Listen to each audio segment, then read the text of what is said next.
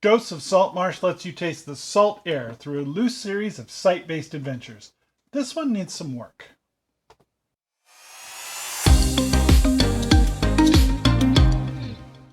Today we will be thinking through our review of Ghosts of Saltmarsh by Wizard RPG Team.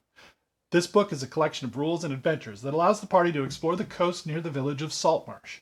It begins with an original trilogy of classic 80s adventures and adds a few Dragon magazine articles and concludes with some detail around ships and aquatic adventures. The adventures begin around level 1 and end around 11th level. Do you long to tell tales on the sea with pirates, ships, and buried treasure? Ghosts of Saltmarsh could be that with a bit of DM elbow grease. As written, these adventures take place in the Greyhawk setting, which is noteworthy for its historical context and political elements. The party is offered the opportunity to work for Saltmarsh's town council and will see multiple opportunities to shape its future. They will visit a site, complete the objectives there, and then be asked to visit the next one. It could be a straightforward series of affairs in and around the sea, allowing the players a degree of interaction with the content. When I ran this one, I turned the intrigue knob up to 11 to compensate for the generally bland nature of the content. There's at least one entire chapter in here your group is unlikely to care about, and I wish some work had been done to create a more prominent plot arc. Or, failing that, they could have made it more sandboxy instead. As mentioned, the book contains a background on Saltmarsh, a chain of 3 classic adventures, 4 standalone adventures, and appendix information. Players looking for a deep, interesting story will want to ask their DM to add those elements to the adventure and give them some time to prepare.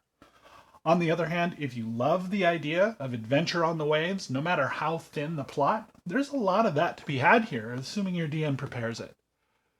If you're a player who knows your DM will put in that extra effort, you will really enjoy this book. There's a lot of raw material here.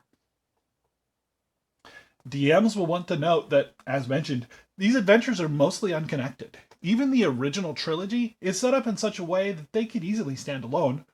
Hooking the characters is easy, but making the players care about this content, that's more difficult. Without giving too much away, a careful read of the content does whisper some ideas to the clever DM. There are a lot of ways you could go about adding a layer of depth to tie all this together. Mechanically, everything is there, and the encounters are scaled appropriately in most cases, so if you bring your own plot, you can really make this work well. If you're a DM who needs a salty backdrop for your own unique story, consider this material as a resource. If you look closely at your bookshelf, comparing this one to the other books by this team, you'll notice there's no logo on the spine. It's a resource mostly, and a bit thin in the places your players will be most excited about. If you liked this content, please like and subscribe, and check out our website at rethinkgaming.com. We're always releasing new content, and we offer services to make you the best player or dungeon master that you can be. If you want a copy of all of our gaming content, see the links below and consider joining us on Patreon or supporting us on DM's Guild. This has been Bob with Rethink Gaming. Please comment below and let me know your thoughts on Ghosts of Saltmarsh. And remember, think, rethink, play.